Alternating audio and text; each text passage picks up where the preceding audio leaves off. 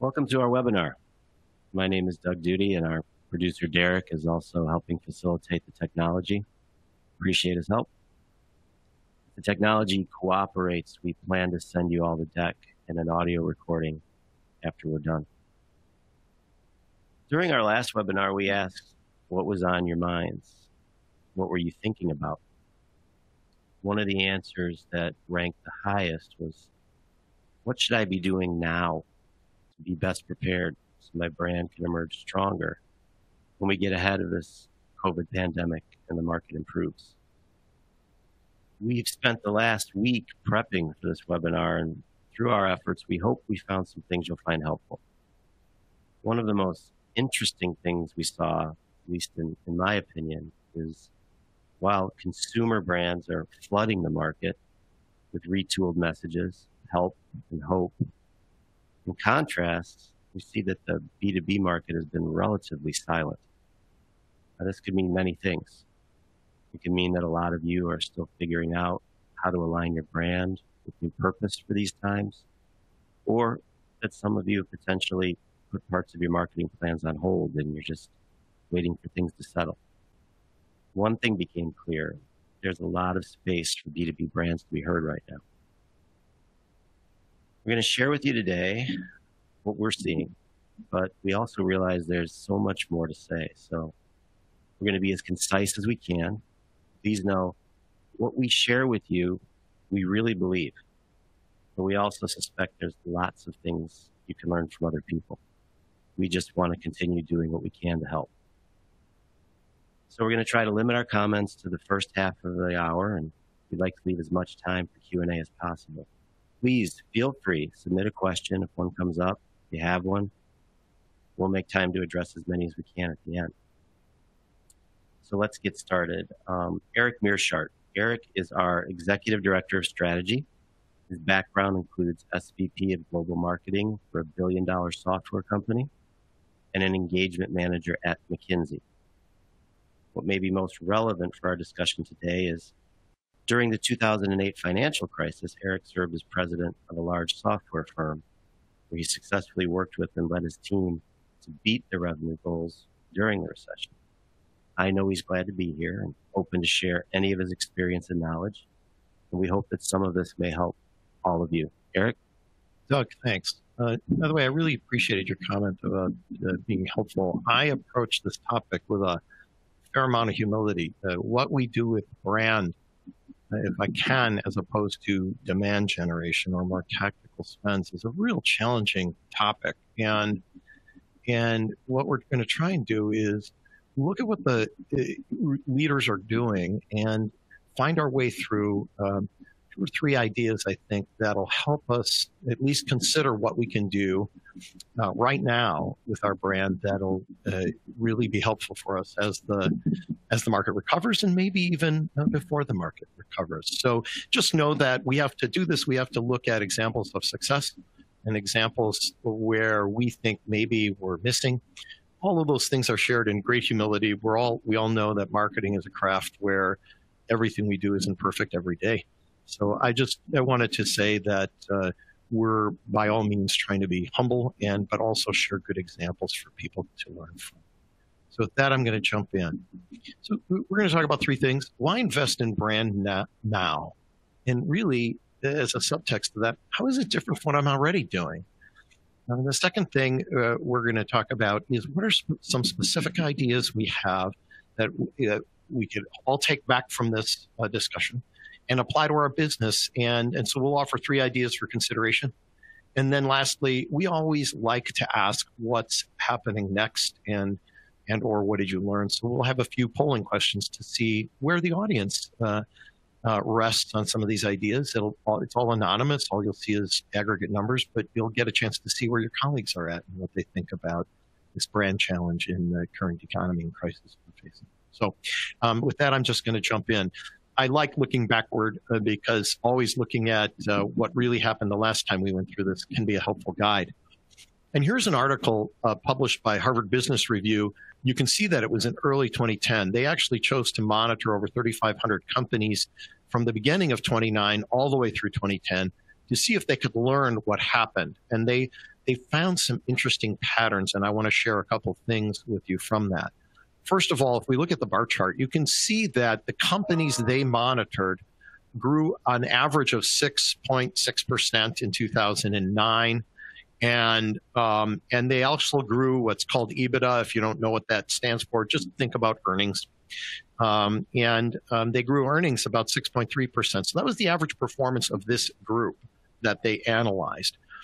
There were 4 general behavioral patterns that really emerged.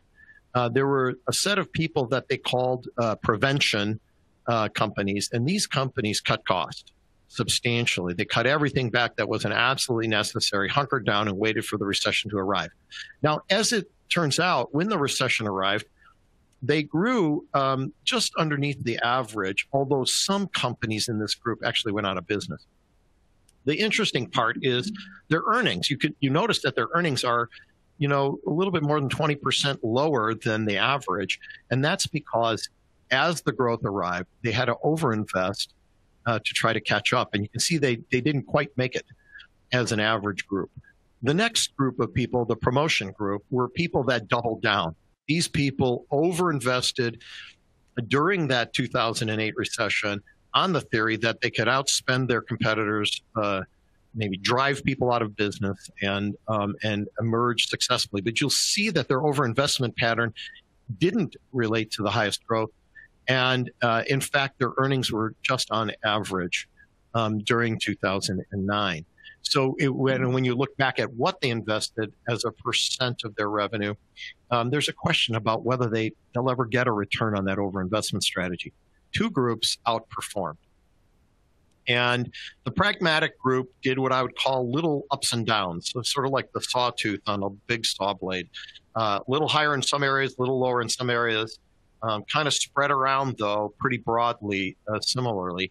But you see that they did grow both the top line and bottom line right away in 2009, nearly 50% greater than the average. And so they're performing pretty well. The group that I wanted to focus in on were the progressives. Now, the progressives nearly doubled the growth rate and nearly doubled earnings relative to the average of that group. And, that first box on the right, really interesting. They found by doing detailed interviews with these companies that the progressive companies stayed very close to their customers and used their customers as the primary filter through which they made their investment decisions. Literally their customers, not markets. And, in a prior webinar, we talked about how you need to stay close to your customers and to know what's going on. Here you have confirmation that those companies really grew. Now, what's interesting is what the progressives did, and you see that in the text at the bottom right. They very judiciously invested in R&D and marketing. They chose specific strategies that they felt they could own, differentiate on, and drive growth when the recession came that addressed the specific issues the customers were facing. And because they then operationally tuned everything behind those strategies and minimized costs in other areas, they outperformed the market substantially. Let's look at a really great example. Target. Now, here we are, and most of us in the audience are actually business to business related. But I want to talk about Target because I think the lesson really applies. During the 2008 recession, I don't know if you remember this, I struggle to actually remember Target without the great store concept in that large food area. But they had just started food in store.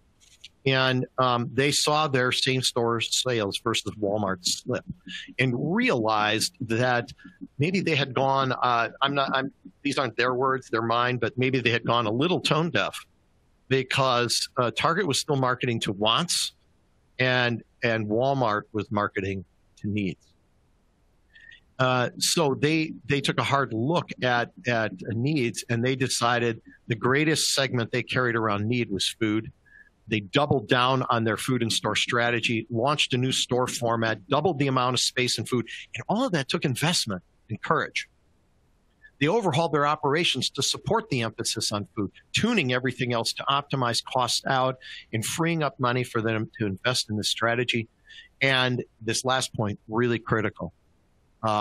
quote from the article, really. The retailer increased media spending and reaffirmed its positioning with the slogan, expect more, pay less. Now, if you remember Target of old, when they first started adding fashion, that was their tag phrase, but their brand had lost ownership of expect more and pay less. And they reaffirmed their position in the marketplace. And the success you can see now, they've grown well, they've grown in profitability, and they've owned a substantial move into food and adding wine and beer and all kinds of boutique things around this expansion. The important point is they grew coming out of that expansion very quickly. Today, we can look at what some other people advising companies on strategy are considering. Accenture Strategy published just recently in late March this position piece and research around From Me to We, the rise of the purpose-led brand. And the bottom line is, increasingly, consumers are invested in, connected to, and stay loyal to those companies that stand for something either that they stand for or just at least respect. Now, that's the good news. The bad news is nearly half of consumers who are disappointed in a brand complain about it. And so there's a risk of not doing it right, if you think about it. And then 42% of these same consumers will walk away from a brand, half of that, 21%, forever. And aren't consumers also our customers in B2B? Because those same people that are consumers at home wind up making business decisions at work. And if we upset them or we disappoint them, it has a negative effect on us. And I wonder about that group that didn't grow very well or it took a lot of money to even catch up with the average.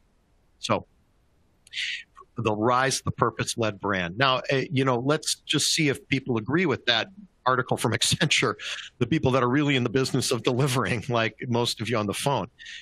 Larry Fink is kind of a famous guy in the asset management space. He runs the largest company in the world, BlackRock. However you feel about that business, his stock price that you see down below in green was several weeks ago when the market had tanked. In the middle of a tanking market, Larry Fink's asset base was viewed to be very valuable by the street. Here's a quote from Larry. I love the last sentence the most. Without a sense of purpose, no company, either public or private, can achieve its full potential. And by purpose, Larry's talking about beyond profit. It's more than just selling and making money. What your underlying purpose is in your brand and how you add value to the world around you. So you have this asset manager who's driving more value than anybody else in a down economy, and he's saying purpose really matters. So why now? If purpose matters and there's something to be done, everybody's budgets or many budgets anyway, are being carefully watched. Why invest in brand now? Just another economic perspective before we dig in on the marketing side in detail. Economists, this is from the International Monetary Fund, by the way, the economists are now projecting a 3% dip in GDP for the U.S. And this was as of a couple of weeks ago, but let's imagine it's going to be around that number for a minute. The same study projects for a wide variety of reasons that we're going to grow in 2021 as 5.8%. So is that a lot? Well, the average growth rate over the last 10 years was 2.28%. And so if we go down by 3 and up by 5.8, we're kind of averaging 2.8%, right? And so we're just modestly, we're going to grow the market kind of on the average at the same rate it's been growing if 2021 comes in, and it's coming quickly. If I, now is 5.8% outside the bounds of reality? I look backward, and actually every year after a recession, the average growth rate the first year after the recession is 6.8%. So here you have the IMF saying, it's not going to be the same as other recoveries. It's going to take a little longer, but 5.8% is more than twice what we've averaged over the last 10. So while we're contracting and everything feels dead, there's a rising tide coming that we might not be used to. And if we want to capture hearts and minds, We have little time to get ready for that. So it suggests that we should consider making some moves now to win the hearts of our customers in the markets that need our value as the recovery comes. And that's why now. So if there is some reason to think about brand, not just demand gen, and advance the cause of our brand in this market we're in, what might we consider? I want to start by looking at some companies. This one's Adobe, and actually for the folks on the phone, we know Adobe pretty well, and they're arguably in a market where brand authenticity and brand strength really matters to buyers, and this is their homepage. Now, what you find on their homepage is a sales pitch, really. Not at your desk, not a problem. Now, I like that pitch. It could relate to working from home a little bit, but honestly, maybe I can review and approve a creative design on my phone, and that's an interesting capability, but it's not exactly what I'm doing working from home. So are they in fact connecting to the COVID situation and the coming challenge? Well, if you pay attention to this little blue line at the top and you can barely read the text, for me, that was true even on my laptop. It says, find out what we're doing around the COVID crisis. And actually, there's good news. See, if we look deeper underneath how they're talking in general to the marketplace, they have aligned their brand with a broader purpose in the marketplace. Coming together and supporting our communities, they're donating $3 million to trusted organizations that provide vital assistance. And on the right here, under latest news, we're using creativity to hashtag honor heroes, doing extraordinary things. So share your creative experiences, and they're giving away free versions of Adobe Sign, and they're trying, and for 90 days you can use the tools of Adobe Captivate for teachers. See, they care, and they're doing great things. But I have a question for all of us as we look at this. Did they feature this enough so that they're getting credit? And if we go back here, we don't find it on their homepage. I wonder, are they going to get credit for everything they're doing? It speaks to this idea that we can't just, it's good for us to do well. But I think that we have to not fall foul of the idea, if you build it, they will come, or if a tree falls in the woods and no one's there to hear it, did anybody hear it? Here you have this situation where they're doing good, but it may not be as public as it could be. And so I think that's something for us to hold on to as we think about aligning a purposeful brand. Let's make sure everyone knows. If there is a definition of new need, and you've got to agree that in this marketplace there are new needs and a very compelling ones, there probably needs to be a new definition of the value of brand. I looked at this article in Forbes on March 24th. No matter how troubled the times, the people who are buying don't just buy on price and performance alone. They actually buy on value, but their definition of value has changed a little bit. They perceive brand value. It doesn't just happen over time. And if we think back to our example of Adobe, Adobe's doing really great things with their product, but if they don't let us all know, a perception of their brand won't move forward, right? And here we have sort of a bookend on move forward how. Strong brands are a trust assurance policy for a consumer, read customer, and strong brands for your consumer protection policy, meaning if you have a strong brand and a strong perceived brand, it protects you in your customer base. And so the question is, where we have the rise of a purpose-led brand, if we're going to have a strong impression in the marketplace upon which to build growth in the future and protect us in this sort of sensitive economic time. I want to look at an example where maybe there are some challenges to be addressed. And again, with humility, because not everything we do every day is perfect as marketers. Maybe this is an example of information builders being a little too silent for their customers. On the right, I saw this ad 2 days ago as I was preparing for this webinar. It's not something, I just caught it by happenstance. The color stood out for me, I think is why I caught it. The message didn't. Digital transformation for credit unions was what they were advertising. Now, as I look at the at the ad in the context of the market we're now in, with COVID still very prominent on people's minds, we're standing way far away from these people. We're above them, almost superior, looking down on something that's happening. We can't see any of the expressions on faces. It's not very personal. And beyond that, there's lots of bar chart lines going up and down and up and down. And man, I don't know if that's good news or bad news, but people aren't observing social distance.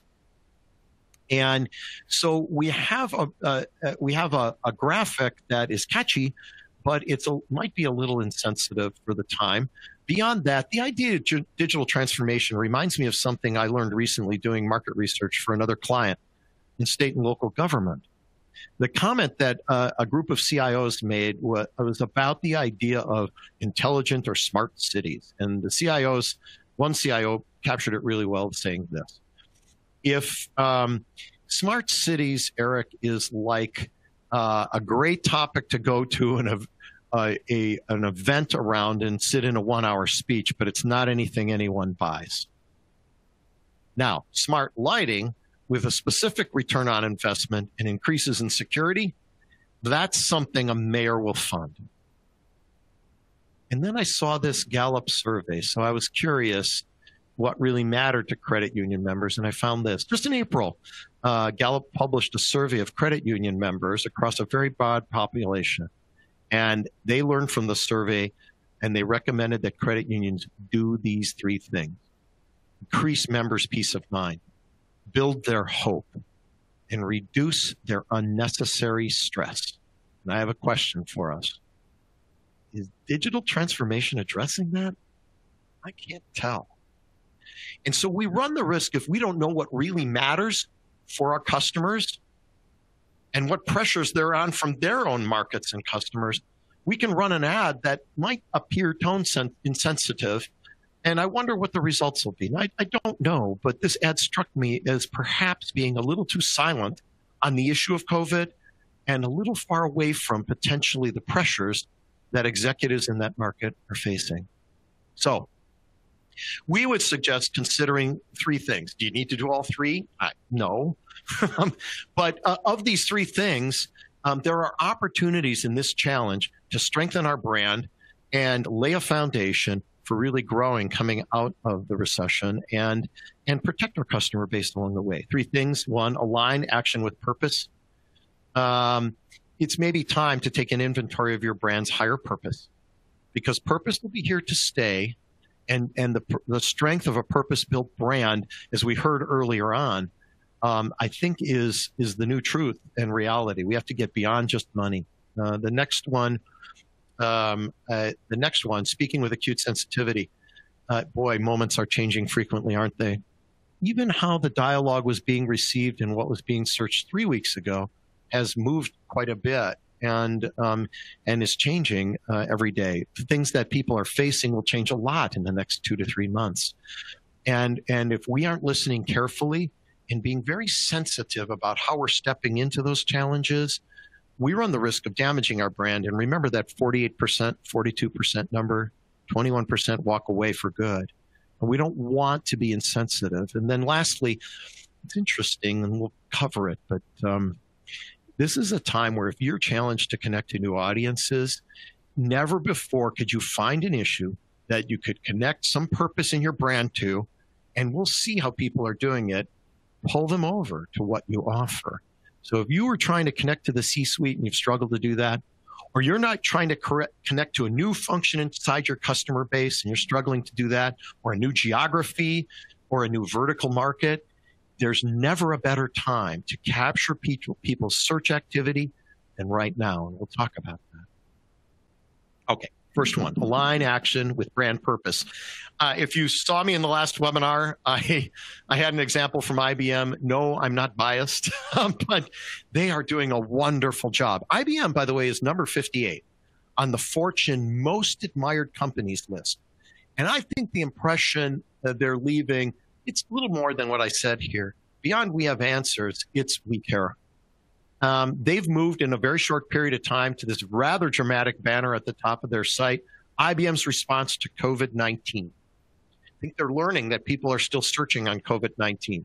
Beyond that, they always have this blue and gray trade-off, and we'll see it today in a couple of ways, where they can hear what IBM's saying about it, they can explore solutions, and they offer both. Now, if you choose to see what they're saying about COVID, you get that top box on the right. Supercomputers fight the virus, data from the Weather Channel, Watson Assistant, and in each case, these are things IBM is doing for free to help us overcome this COVID challenge. So they are stepping forward and saying, we are a purpose-built brand and we care. At the same time, they haven't lost the opportunity to offer solutions.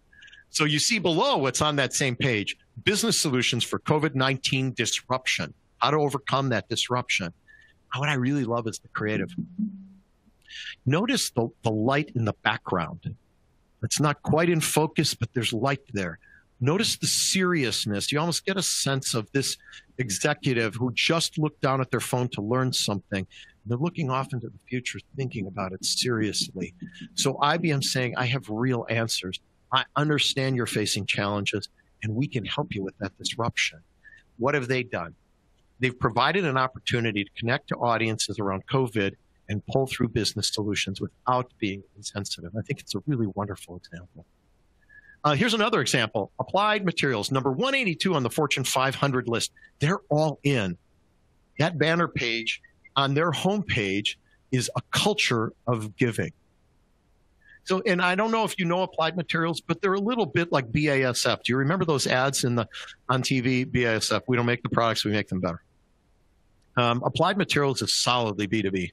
But here they are with a culture of giving. What are they doing? Look at the right. In the countries where we work, we're making face masks, blood analysis systems, and hand sanitizers. We're funding Médecins Sans Frontières. So we're providing countries who don't have solid healthcare systems the opportunity to get care in the middle of this crisis. And around the U.S., they're funding food banks and making personal protection equipment in U.S. plants where they have plants. You get the sense that Applied Materials cares. You get the sense they stand for something more.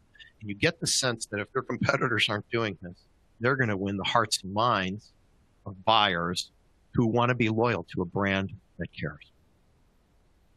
One more great example, Nvidia. They make graphics, and if you know them from, if you have kids and the kids are playing games, you know Nvidia because they power graphics that power the competitive side of gaming, and they also power high-end calculations, and you can see here them offering their high-end Parabricks for free to do genome sequencing to help people uncover cures and vaccines for the novel coronavirus. So you have this company who's actually making a lot of money right now because they're in the middle of gaming. Gaming's big, and there's a lot to be done there, and analytics are big. They're number 28 on the Fortune Fast list, but they care enough to power research and contribute to the cause. I don't know why it goes back and forth. I apologize. That seems to be a little bit of a bug there. Okay, aligning action with brand purpose from an association view. So here is the American Logistics Aid Network, and it's a group of companies in the logistics business who band together to matter in a crisis. It's an interesting idea. I can actually create a purpose-built brand by partnering with people. I can partner with my competitors. I can partner with my suppliers. I can partner with my customers or channel partners.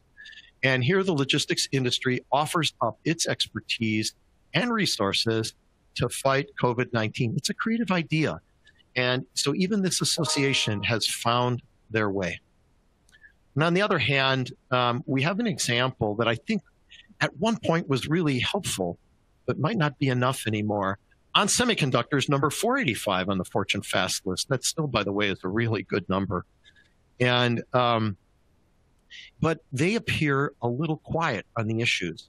These letters tell the suppliers and customers that they're working hard to ensure their supply chains, make sure everything that their employees are being cared for, and to be responsive to all their issues. But you don't see anything about On Semiconductor caring about the crisis or building a purpose. And I wonder, the message they're sending to the market is, I'm here, and maybe that's all. So if you need to buy something, I'm here for you. But I don't know if that's enough. I don't know if that's a purpose-built brand. So what could you do? Well, Accenture gave us a hint in their detailed article. The companies that are doing it well are looking at not just their customers, but their customers' customers. So if you were going to start on this challenge and say, I do have purpose in my brand, I want to bring that purpose forward, start with your customers and ask the question, what are they concerned with?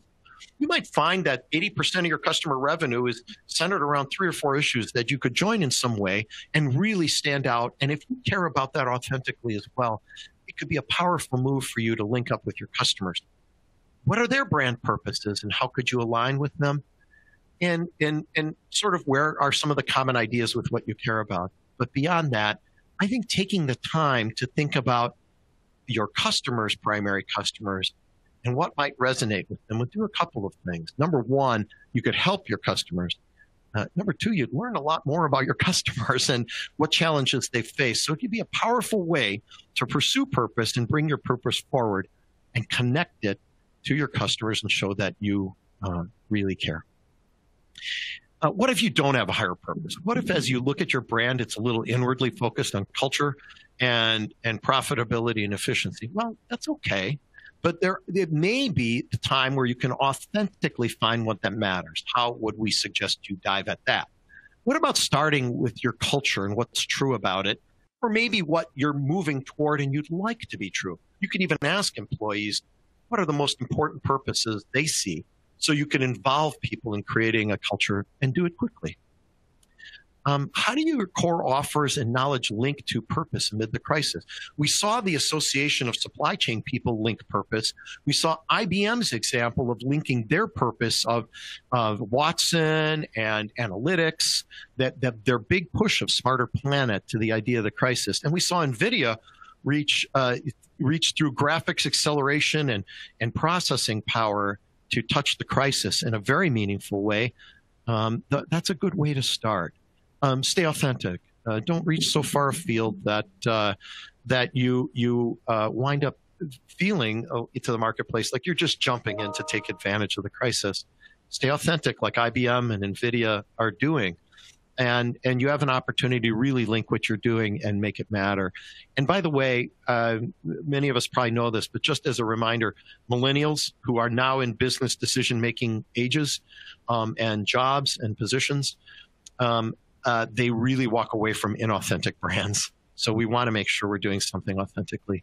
And then lastly, we have to favor committed action. If we take a step and make a little contribution this year and then don't next year, what's probably going to happen is we're going to be viewed to be inauthentic, or it's not going to move our brand forward consistently. When we dip in, do so in a responsible way and imagine that you want to stay committed to it over time so that you continually are associated with being a purpose-built brand. All right. Speak with acute sensitivity. I'm going to move kind of quickly through this. Number one for me, and I chose those words, acute means bring a sense of urgency for me to critical problems. There are acute problems, number one, and I'm looking in a very specific way in trying to diagnose and help. So the idea of acute. Number two, speak means we've got to be in their environment. If I stand only on my website and talk, I might not be known. I saw a wonderful example of Ford Motor Company recently doing an ad, and it's been on TV, and you can also see it online. And they really connect the Ford brand to be built to help. And it's really a wonderful example of speaking out into the world about what Ford Motor Company cares about and is investing in. And then lastly, sensitivity means our tone matches their mood and their moments. That going back again to our example of information builders, I think talking about digital transformation is far too general right now. I think being impersonal and distant doesn't match people's mood and need to connect. And so let me just come back to IBM and show that if you clicked on the business side and you wanted to see that challenge, one of their answers was accelerate agility and efficiency with cloud. Look at the seriousness of this picture again. There's light, but there's darkness around. So you can see how they're taking a tone that's serious, it's measured. There's not grandiose claims of value, but I love these two things if you can see them. Consult with an expert. or schedule an IBM garage session. It's awfully careful. It's not calculate your return on investment now, or let's do a whiteboard. They've got this soft way of saying, I can help. And the idea that I can connect with an expert right now to talk about this, because it has to do with remote work, and that's a really present challenge, seems like IBM really cares, and I can actually talk to an expert and work that out. It's serious, it's helpful, but it's also sensitive. And I think, again, a great example on IBM's part of pushing that forward. So we would say, keep a finger on the pulse. Things will change quickly. Appear where they are. Don't make them come to you. And be very sensitive. And we've talked a lot about visuals. I want to come to some words. You start to use words like contribute, connect, navigate, cope, and respond. It might be worth spinning through your key website pages that people are visiting, your offering collateral, even your sales pitches, and ask the question, are we using some of these words we ought to skip, like capitalize or world-class or industry-leading or 3-year return on investment? Really, the market's shifted a lot away from these words, and be very careful with clever words. And we actually use lots of them in marketing accidentally. Go scrub your content for things like killer or contagious or viral, and make sure we've actually seen companies that have reworked substantial portions of their collateral, and we're shocked to find out how much of this stuff was sort of hanging around accidentally. So it's worth a good quick look. Last, connect with new audiences. Never a better time to connect with new audiences, people. We'll find, and there's lots of statistics, so we're going to hit some in an upcoming webinar.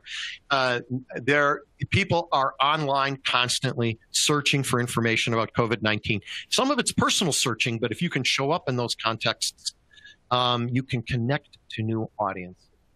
And if you can connect new business decision makers to how they can respond to COVID-19 in your specific, not general, we have an opportunity to connect. But we need to be humble about it. Watch the words.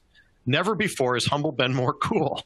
And we think humility and carefulness and avoiding big claims of value or market leadership, probably not the time for that. It's more to offer humble health. And really, right now, perfect has become boring. There's a rising tide of videos cut quickly. In our last webinar, we showed an example of McKinsey & Company where sort of 4 or 5 weeks ago, they had a very thinly formatted set of content, and now they moved it in only 2 weeks' time to somewhat format the old content and come out with 29 new specific points of view for different industries about what executives can do now. Be willing to start and pivot and launch things that aren't perfectly scripted and be horribly personal. And then lastly, let's join you'll see media is a big thing, and we have to pay attention that people are searching on lots of devices. They're on webinars looking at their phone, for example. But we're moving back and forth through media, and that media has to work in a lot of places. There's a study done recently. If you want to dig out the details of this chart, it's really interesting. Visualcapitalist.com. But just to quickly net out, over 80% are consuming more content, and they're consuming it online, and they're consuming video. So think video, think motion in your ads. And then last, 68% of consumers are seeking out pandemic updates online over any other activity. And if you're not there, you're silent. I'm going to skip through this. So where are we going to start, and where are you going to start? I think we'd like to get a sense, through this conversation we had of what's striking you. So I'm going to just ask a few polling questions, and here's the question. Going back to that Harvard Business Review article, when you look at your company, and by the way, this is confidential. We can't see individuals voting. You're not going to reveal anything about your company. Just kind of curious where you're at today. Have you hunkered down and cut costs? Are you more like that promotional company? Man, the torpedoes were going down. I've doubled down on, and I'm over-investing to run past the competition. I'm pragmatic, little puts and takes, or I'm progressive. I've chosen a few strategies, tuned my operation, and pushed into increasing the value of my offer and building a strong brand that supports that. If you would just take the time and pick the one that most closely represents where you think you are. I'm going to leave this up for a few minutes, and then we'll actually flip to results and see where the group is at.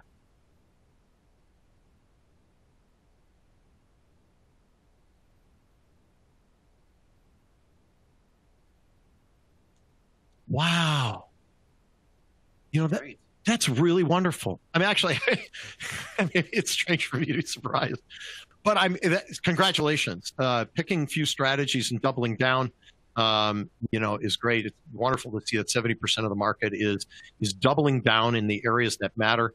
And hopefully you're finding ways to both invest in the value of your solution and in the brand that supports that. That's really interesting. Like one of the other prevention.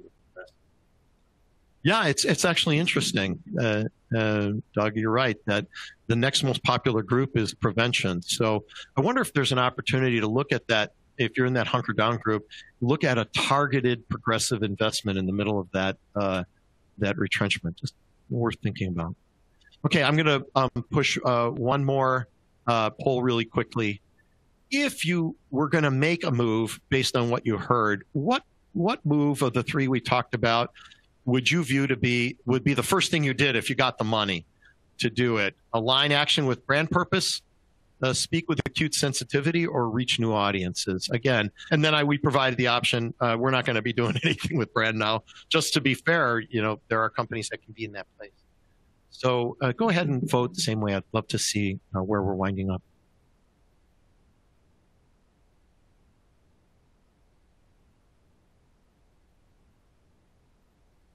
Okay, I'm going to go ahead and push. You can keep voting. Yeah, I'm going to go ahead and push and see where we're at. Okay, reach new audiences. That's interesting. 0. Yeah, we're making. I also love the idea that people generally, everybody's making some moves. So that's fantastic. Congratulations on that. Reaching new audiences is a compelling opportunity. And then the next one is actually speaking with acuity or acute sensitivity, Doug. So I think that's. Those are great moves to make at this time. Well, congratulations to the group. You're making good moves, and I hope you found something in this motivating, affirming, you know, or helpful. We're going to open it up now to questions. And so, Doug, what's been put out there? This might be the most questions we've received for a webinar. So, okay. I'll try to get to all of them. I did combine several of them where I saw topics that I felt were consistent. We'll start off with, Eric, do you see a difference between purpose-led brand and a mission-driven company?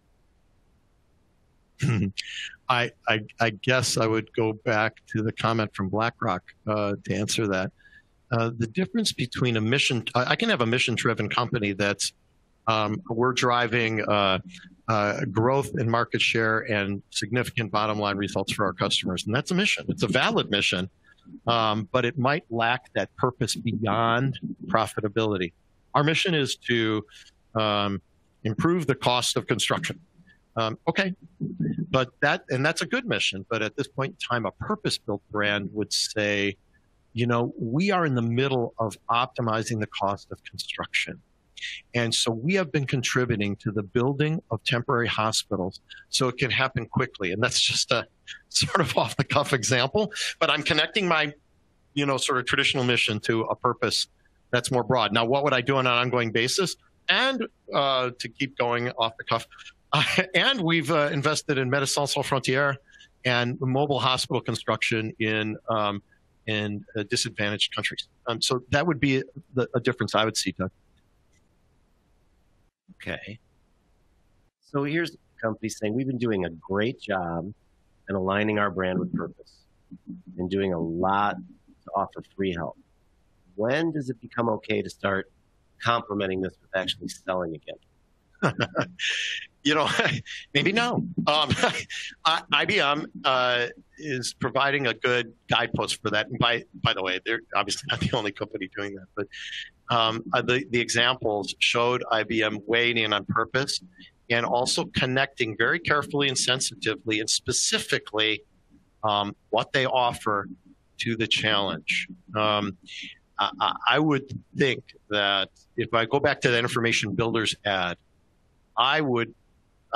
this is off the cuff, so it's only going to sound so good, but I would want to connect some specific idea of digital transformation for credit unions to how you can reach out and provide guidance and comfort in this time to members. And by doing that, I could sell, actually, and still be purpose-led and sensitive. So I wouldn't hold back on solutions. I would just connect them to the challenges of the day. Thanks. How should companies confirm if they have a purpose-driven mission? What tools? If they don't, what changes should they make? Can you try that one again for me? Sure. There's something I missed. How should companies confirm if they have purpose-driven missions? What tools could they use? And if they don't have a purpose-driven mission, what changes should they make? Okay. Well, I would do this. First, start by looking at what you're talking about in the marketplace, where your buyers and customers exist. And if your purpose isn't out there, then maybe it's just promoting your purpose. Away from that, I would follow that idea of the purpose-built brands that Accenture highlighted, which is to go look at what my customers are doing and what they're really talking about. You can do some listening through social. We're actually going to talk about that, and we'll give you some very specific ideas in an upcoming webinar. How I can figure out what an audience is looking at right now, and go join those moments and connect your purpose to those moments. Does that make sense to you, Doug? Yeah, a lot of questions on purpose. Yeah, something definitely there. Yeah. Here's one.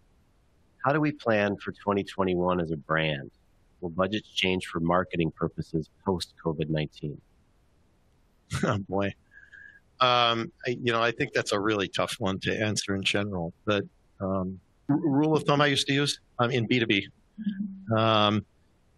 In a growth market, I want to capture as much demand as I can. If I start now building my brand, I'll have some foundation as I arrive in 2021. I think about 20% of my budget is strategic and 80% of it is capturing that demand. And I'd get out there. Now that's such a general number. Channel partners have a whole different economic system around marketing, and where you are in industrial marketing can really vary. But I guess what I'm saying is if you establish the foundation now, then you'll have some brand awareness you can leverage, and you can focus a little more on demand gen. Otherwise, you'll feel like those companies that hunkered down, and you've got to kind of double down and rebuild your awareness and rebuild your demand, and it becomes expensive. So hope that was helpful. Thanks. Eric, you used a lot of big company examples. Are they the only ones investing in brand, large companies? What should mid-market companies do? Well, Doug, it was really interesting as I looked. I actually, after I searched the Fortune Fast, which are big companies growing fast, I actually looked at the Inc. 5000 and a few other indices, and I found that the mid-market was more silent than the upmarket for sure. Actually, I think you said it well. Even a small investment properly and authentically placed and connecting your offers to what really matters today doesn't need to be expensive. It just needs to be authentic, and we need to let people know we care and we're doing something. So I think the mid-market can walk into a relatively quiet space and stand out as a purpose-built brand. Great. Here's one a lot of people are asking. I've heard it both ways, so I'll just combine it. I've heard you should be using Covet in your messaging, and I've heard you shouldn't. How do I decide? Yeah.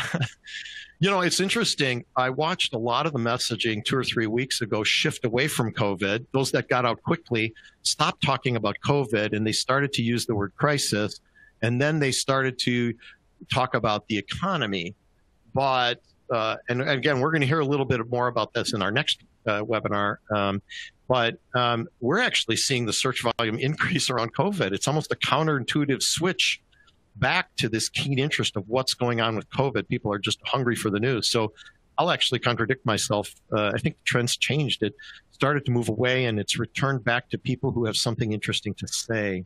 So, I think I'd connect myself to Covet a little bit like IBM and Nvidia are doing. They're both offering things and connecting their purpose to things.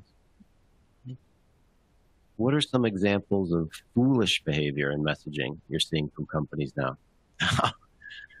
I think really tone deaf things about we have world-class solutions. I think, some of those words I talked about using, like be careful with the tone of your words. If you look, you might shake your head if you pulled up your collateral and might find all kinds of colloquial phrases that could be accidentally offensive. The other thing, it really can rankle people to see pictures in your stock photos or your custom photos with a lot of people hugging or holding hands. It's surprisingly shocking for people. It almost appears insensitive. And then lastly, I think silence isn't golden. I really do. If we're not saying something about the most important thing that's happened in very good bit of history, it begs the question why we don't care enough about it to have something to say. Here's a company that's they're doing well. Our company has some markets that are growing, like work from home. Mm-hmm. If I'm hitting my numbers, why do I need to raise awareness around my brand purpose? If you're hitting your numbers, how about strengthening the emotional connection you have with your customers and the markets you're trying to target? I would think hitting your numbers opens up the ability, like our audience said, 50% of our audience wanted to capture new markets and new buyers. I would take the advantage of that growth to cement positions or in the customer bases that I have and move into new markets and generate awareness with buyers that don't know about our value and our brand and should. That's why I do it. I'm going to give you two more. Sure. Wrap it up. What do you see people doing in the mid-market to get a finger on the pulse of customer purpose, not their pain points or issues? Pragmatic things like reaching out. I'm going to say something that'll sound funny, but not through sales. Sometimes when a salesperson walks in the room and, the immediate reaction of the customers or prospects is to put their hand on their back pocket or their purse and say, you must be selling. So I'd reach out beyond sales to understand, bring some ideas and understand what people care about. That'd be the first thing. I'd go after maybe the number of customers that added up to 60% of my revenue. And I'd see if I could reach them. If it was less than 60 that I could get done, I'd do whatever I could. And digital surveys actually work. And if you connect them to a purpose right now, people are clicking on things and doing things. Maybe you could make a donation to an important cause if they respond to a survey. And you could learn a lot about the market just by asking. Those are some off-the-cuff ideas. Yeah, specific. This may be a good question for our Director of Digital Strategy, Tim, and the next one, but I think it's a good question. I want to ask it. How much traffic goes to home pages versus landing pages? How important are home pages really these days? It's an interesting question. I'm going to add, Tim, who might be listening and can pick that up in his next session and hit it with his point of view. I'm going to say this. Remember I said being acutely sensitive, speaking with acute sensitivity, and I said you have to go where they are. The most important thing is to firstly appear with your brand where the audiences you care about are. The next thing is to understand where people go on your site for information and link your purpose to that. So I'm going to skate the question that Tim has better background to answer. People tend to go to home pages for all sorts of reasons. Employment, they just got an email from you and they're wondering who you are. And then they click on About Us. I think that's the common sequence, but maybe Tim will tell you that that's changed. We'll see what he has to say. Probably a good bridge for our next one. So yeah, to everyone out there, thank you so much for coming. I tell you, we just remain humbled at the interest and the amount of people that are attending these webinars. So thanks so much for this. We'll keep doing these. We're intending to have them all for free, just to help you as much as possible. As Eric talked about, currently we're working on our next webinar. Right now we're focusing on how social distancing doesn't need to be inhuman We're focusing on how we, as marketers, can best leverage digital, social video, and other innovations so we can build long-term relationships during this time. So please watch your inboxes. And if the technology cooperated, we'll send you all the deck from today. We look forward to helping you through this together. Please stay safe and healthy, everybody. Thank you.